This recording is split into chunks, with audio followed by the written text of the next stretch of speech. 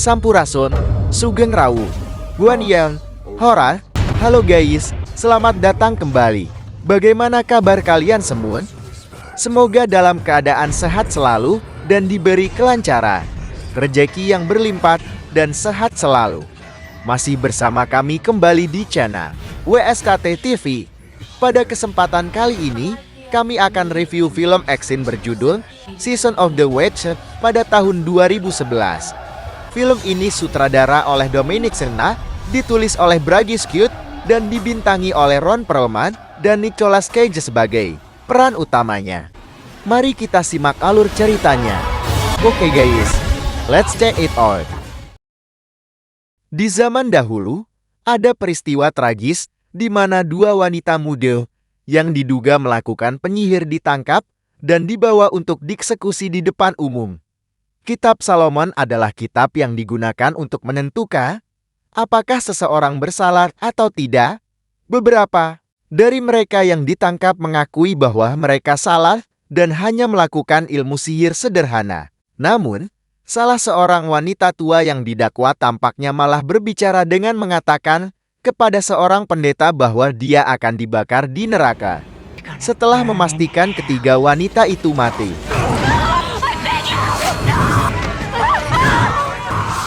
Pendeta meminta para prajurit untuk menarik mereka kembali untuk memastikan bahwa para penyihir itu tidak akan bangkit lagi.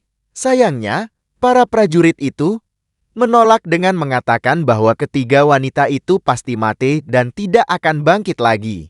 Malam itu, karena khawatir, sang pendeta menarik ketiga wanita itu satu persatu dan membacakan ayat-ayat dari kitab Solomon. Dua wanita, termasuk nenek tua, berhasil menerima doa. Namun, ketika dia menarik wanita terakhir,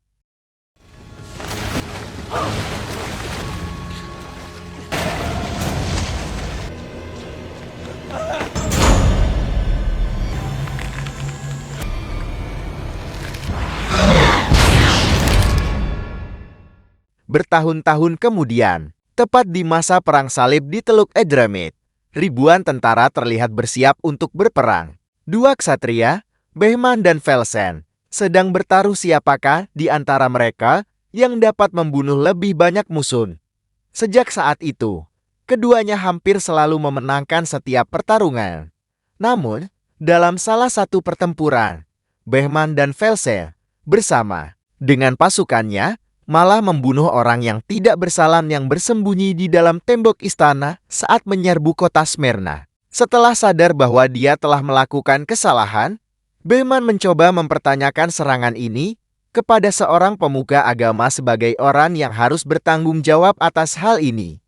Namun, karena mereka hanya mendapatkan jawaban bahwa semuanya ini dilakukan atas perintah Tuhan, Behman memutuskan untuk keluar dari kemiliteran dari sekarang. Let's get the hell out of here. Sebulan kemudian, Behman dan Velsen memulai perjalanan mereka.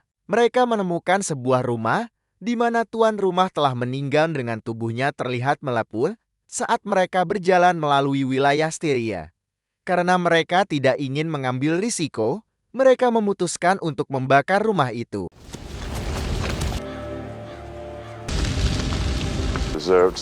Dari sana, mereka pergi ke sebuah kota yang penuh dengan orang-orang yang tampaknya mengalami banyak kesulitan. Joel, seorang prajurit, mengatakan bahwa penderitaan ini disebabkan oleh wabah hitam yang menyebar dan membunuh banyak orang. Setelah percakapan, keadaan menjadi tegang ketika seorang anak membuat Behman menjatuhkan pedang saat dia menjual barang-barangnya. Atas laporan seseorang yang mencurigai tindakan Behman dan Velsen, beberapa prajurit kemudian muncul. Namun, meskipun mereka berhasil mengalahkan para prajurit itu, Behman dan Velsen harus menyerang setelah dikepung oleh pasukan pemanah. Untungnya, seorang pendeta gereja bernama De Belze mengetahui bahwa seorang kesatria memiliki pedang yang dibawa oleh Behman. Dia kemudian membawa keduanya ke pemimpin daerah atau seorang kardinal bernama Ambroise. John, yang mereka temui sebelumnya, sudah ada di dalam ruangan itu. Kardinal tampaknya mengetahui tentang Mehman dan Velsa yang telah menjadi kesatria yang terkenal dan dihormati ketika bertemu dan menanyakan nama mereka. Raja kemudian mengatakan bahwa seorang penyihir telah mengirimkan kutukan kepadanya dari neraka dan dia terkena wabah hitam. Hanya dengan membawa si penyihir yang tertangkap ke sebuah biara. Para biarawan di sana dikatakan memiliki salinan terakhir dari kitab Salomon. Kopi yang tersisa mengandung ayat atau kata-kata suci yang dapat menghancurkan setiap kutukan yang terjadi. Namun, sayangnya, Mehman dan Velsen pada akhirnya dijebloskan ke dalam penjara karena mereka berjanji tidak akan melanggar perintah kerajaan. Di sana, Mehman sempat meminta maaf kepada Velsen atas keputusannya yang pada akhirnya membuat mereka berakhir seperti ini. Sambil mengobrol, keduanya kemudian melihat seorang wanita yang bernama Anna yang juga ada di dalam penjara yang merupakan sosok yang dituduh sebagai penyihir. Di malam hari pada saat berada di penjara, sikap Mehman akhirnya berubah setelah dia menyaksikan bagaimana tubuh Anna sepertinya mengalami bentuk penyiksaan yang luar biasa. Karena itu di pagi harinya, Mehman dan Velsen bertemu dengan Dibern untuk menyatakan kalau mereka bersedia membawa wanita itu ke biara. Tapi bukan untuk membantu menghilangkan wabah, melainkan untuk membuktikan apakah wanita itu benar-benar seorang penyihir atau jangan-jangan dia hanya dijadikan kambing hitam.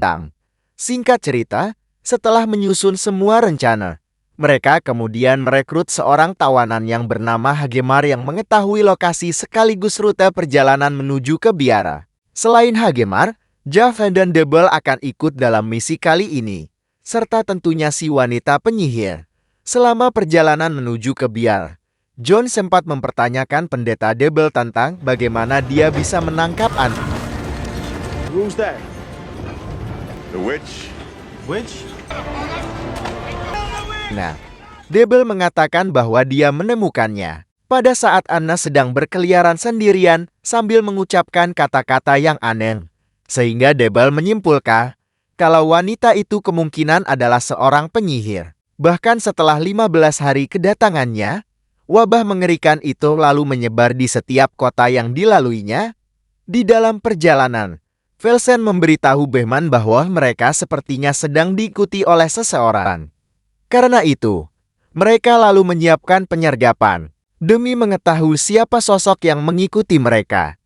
Ternyata, dia ini merupakan seorang pemuda yang bernama Kai, putra seorang kesatria terhormat yang tinggal di sebuah gereja. Namun, Kai ini sengaja mengikuti Mehman untuk menawarkan bantuan. Dan jika Mehman dan Velsen kurang yakin dengan kemampuannya, maka mereka diperbolehkan untuk menguji di dalam sebuah pertarungan. Enough! Ya, karena masih amatir, Kai ini hanya menjadi bulan-bulanan bagi Velsen. Tapi meskipun demikian, Mehman rupanya memperbolehkan Kai untuk tetap pergi bersama dengan mereka. Malam harinya, Mehman dan juga rombongan beristirahat di sebuah hutai. Di saat mereka sedang bersantai, Mehman membawakan makanan serta selimut kepada Anna, sekaligus dia bertanya, apakah pendeta Debel yang telah menyakitinya? Mendengar pertanyaan tersebut, Anna lalu menjawab, ya, pendeta Debel memang menyakitinya. Bahkan gak jarang gadis-gadis seperti dirinya selalu dituduh sebagai penyihir dan dibuang ke sungai untuk membuktikan apakah mereka seorang penyihir atau enggak. Nah, setelah berbicara dengan wanita itu dan kembali, Debel lalu mencoba memperingatkan Mehman bahwa para penyihir memiliki kemampuan untuk memperdaya korbannya, sehingga membuat penyihir itu akan terlihat seperti orang yang tersakiti. Pada saat tengah malam, John yang sedang berjaga tiba-tiba didatangi oleh pendeta Debel yang berniat menggantikannya. Namun pada saat John baru saja mau pergi, seketika si wanita menangis dan memohon kepada John agar meninggalkannya bersama dengan si pendeta. John penasaran lalu berniat menanyakan alasannya. Tapi pada saat dia mendekatinya, Zadakapar ya, anak telah melarikan diri. Mereka kemudian melakukan pencarian dan tiba di sebuah desa. Ketika sampai, mereka sempat kesulitan menemukan keberadaan anak. Apalagi mereka juga ternyata salah menangkap seorang wanita yang tiba-tiba berlari dari sana. Mereka kemudian terus melakukan pencarian secara terpisah. Mila. John bersama dengan Kai menemukan sebuah kuburan massal. Sementara Behma dan yang lainnya berada di sebuah tempat seperti layaknya labirin kecil. Di momen ini, John yang sedang bersama dengan Kai tiba-tiba berhalusinasi setelah dia mendengar suara putrinya yang sudah meninggal. Akibat dari halusinasinya itu, ternyata malah membuat John kehilangan kesadaran, di mana dia lalu berlari ke arah Kai seperti sedang mengejar putrinya. Namun apa yang terjadi? Kai menjelaskan bahwa dia tidak sengaja melakukannya terhadap John. Kai mengatakan kalau John seperti melihat orang lain sambil memanggil Milo yang merupakan nama dari putrinya.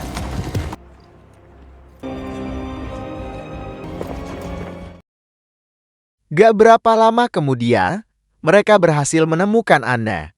Meskipun sempat melakukan perlawanan dan memohon supaya jangan membawanya ke biara. Namun pada akhirnya Anna berhasil ditangkap.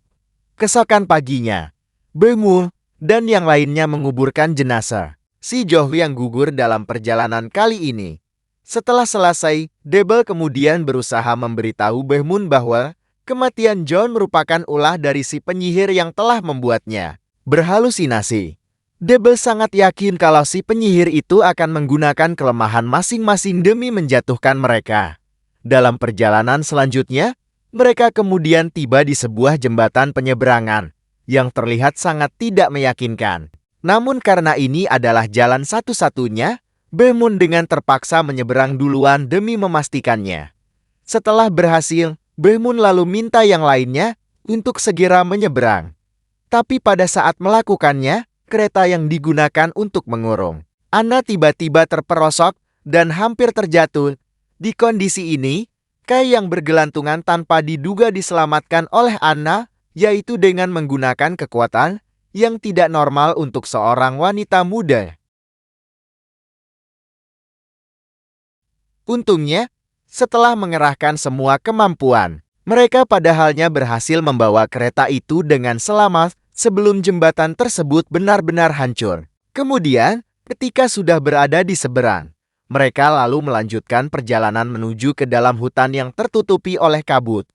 Tapi karena mereka ini gak mungkin bergerak tanpa bisa melihat jalan yang dilalui, Behmun akhirnya memutuskan untuk beristirahat sampai kabutnya benar-benar menghilang.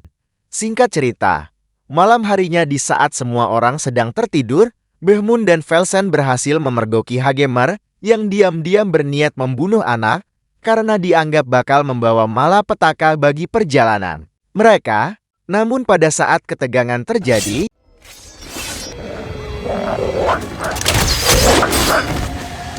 tiba-tiba terdengar suara lolongan keras yang kemudian disusul dengan kemunculan puluhan serigala yang datang dan menyerang mereka. Dalam kejadian itu, Hagemar harus menjadi korban sementara yang lainnya berhasil melarikan diri. Esok paginya, Behmul yang merasa kesal dengan berbagai kejadian yang dialaminya selama perjalanan, tanpa diduga memutuskan untuk berhenti mendadak, di mana dia rupanya berniat menghabisi anak. Bebel adalah yang pertama berusaha dan meyakinkan Behmul supaya jangan melakukannya. Karena kalau itu sampai terjadi, maka nasib puluhan ribu orang yang terkena wabah hitam akan berakhir tragis. Velsen berhasil meyakinkan Behmun dengan mengatakan bahwa tujuan mereka sudah ada di depan mata.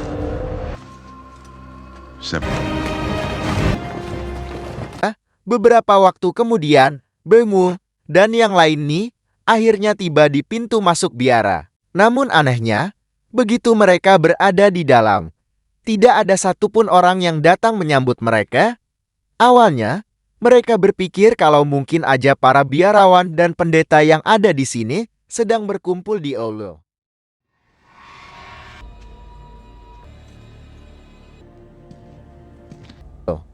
Tapi pada kenyataannya, semua biarawan telah tewas akibat terkena wabah hitam.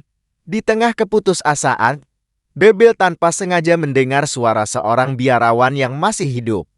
Tiba-tiba, begitu didekati biarawan itu, rupanya menunjuk ke sebuah kitab. Yang dari sana, Bebel lalu memeriksa kitab tersebut dan mendapati kalau kitab itu adalah sisa dari kitab Salomon yang berisi salinan dari semua ritual Delta dan juga mantra yang digunakan selama berabad-abad untuk melawan kekuatan jahat.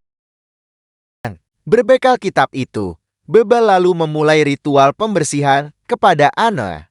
Tapi saat proses itu berlangsung, rupanya si Anna sudah mulai melukai Bebel yang sedang membacakan ayat-ayat dari kitab Salomon.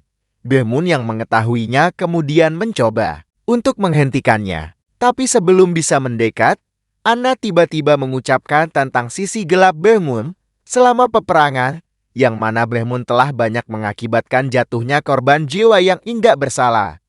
Mendengar perkataan si Anna, tiba-tiba membuat semua orang menjadi kaget.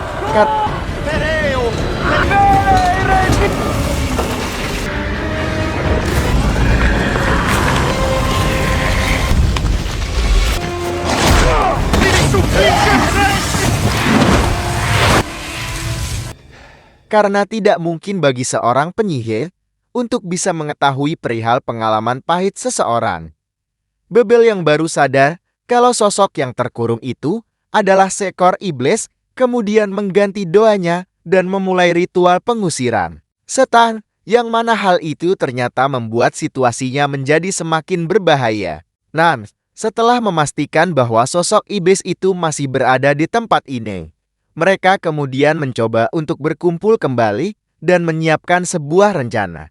Bemun sempat meminta kepada Kai untuk tidak ikut bersama dengan mereka karena sangat berbahaya bagi sosok anak muda seperti Kai. Namun meskipun tahu kalau tugas ini tidaklah mudah, si Kai rupanya tetap memilih untuk tetap membantu Bemun mengalahkan sang iblis. Kemudian, setelah semuanya beres, keempatnya lalu memulai pencarian di dalam perjalanan menuju ke bagian atas bangunan. It wants to be here.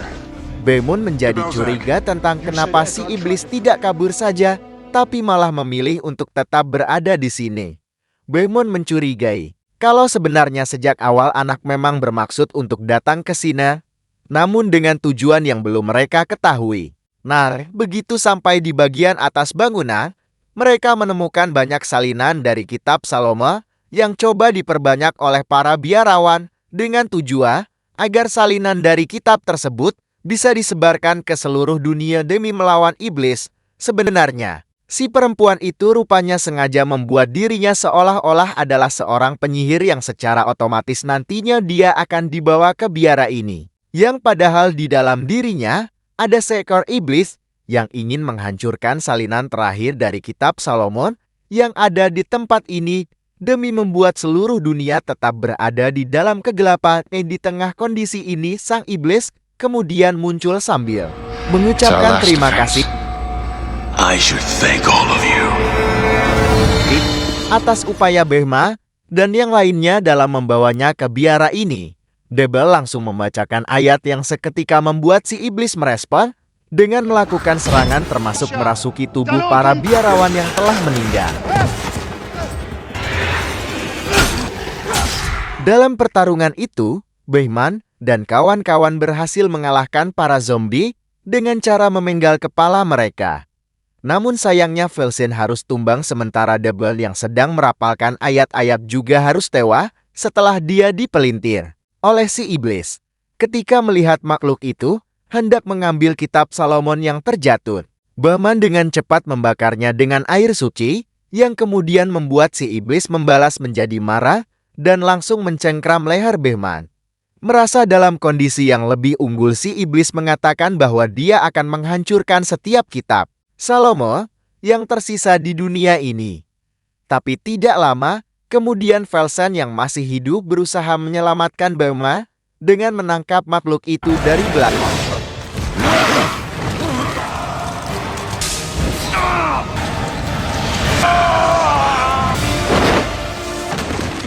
diciptakan. Kesempatan ini kemudian dimanfaatkan oleh Kai dengan melanjutkan membaca ayat dari kitab Salomon. Bahman yang mengetahuinya kemudian berusaha menjaga Kai dari serangan sang iblis. Dia dengan cepat mendorong makhluk itu dan menancapkan pisau di beberapa bagian tubuh. Deum non potere setture se giudicare.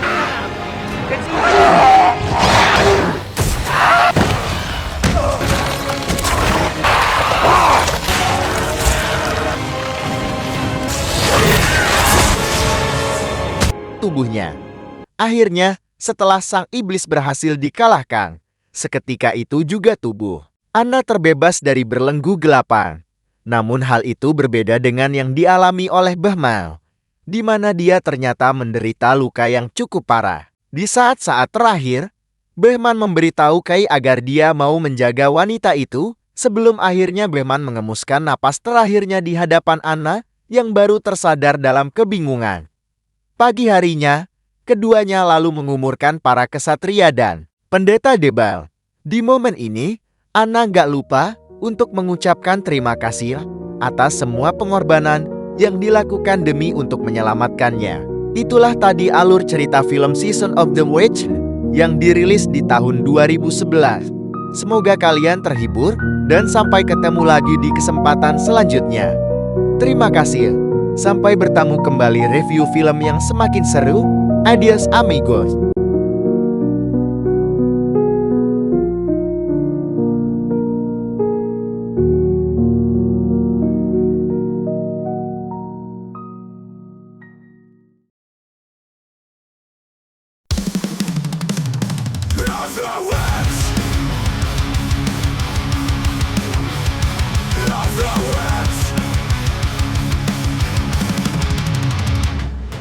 Shadows fall across the land, whispers rise from desert sand. Moonlight burns, the night is rich. Welcome to the season of the witch. Candles flicker, secrets bleed, echoes call of ancient creed. Every breath a haunting pitch. We're alive in the season of the witch. Of the witch. Candles flicker, secrets bleed, echoes call of ancient creed. Every breath a haunting pitch. We're alive in the season of the witch. Fire in the skies, thunder in the rain, dancing with the ghosts of forgotten names. No escape, no final wish. You belong to the season of the witch. Of the witch. Crimson eyes behind the veil. Storms awake, the stars grow pale. Magic stirs. The night is ruled by the season of the witch.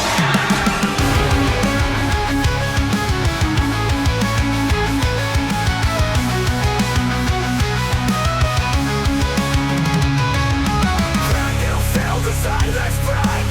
Every dream's a spell to take. Hearts will burn, the dark will switch. All lost down to the season of the witch.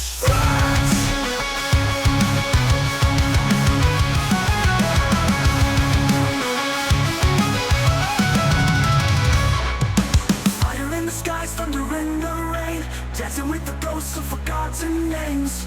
No escape, no final wish. You belong to the season of the witch.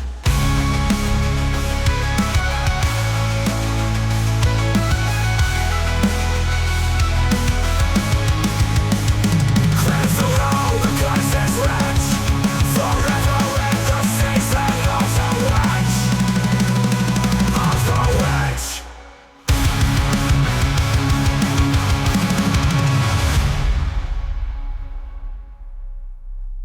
In the skies, thunder in the rain, dancing with the ghosts of forgotten names.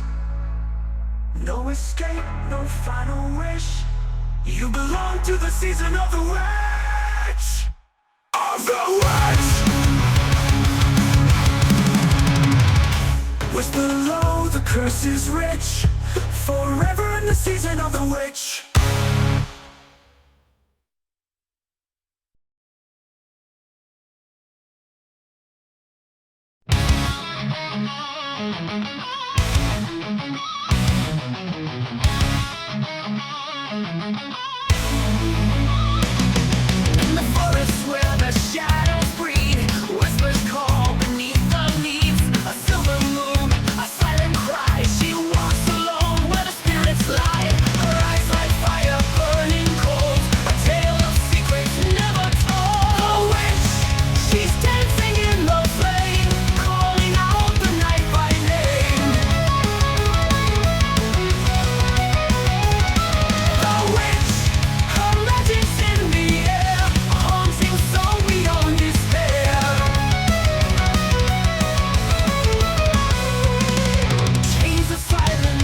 broken glass, echoes rising from the past. She weaves a curse with every breath, a lover's kiss that feels like death. Her voice a storm, her heart a blade, a shadow's hymn, the stars obey. The witch, she's dancing in the flame, calling out the night by name.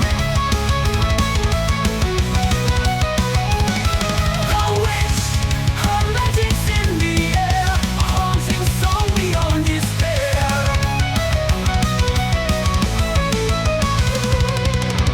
She whispers dreams into your skin. You fall but never rise again.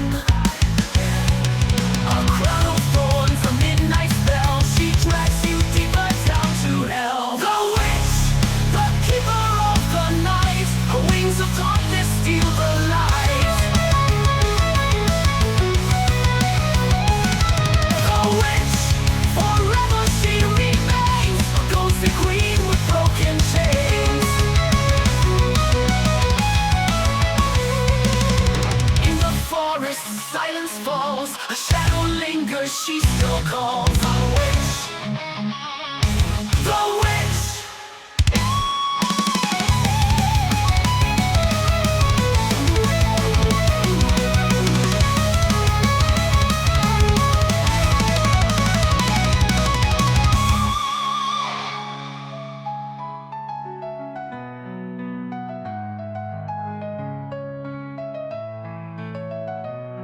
The witch.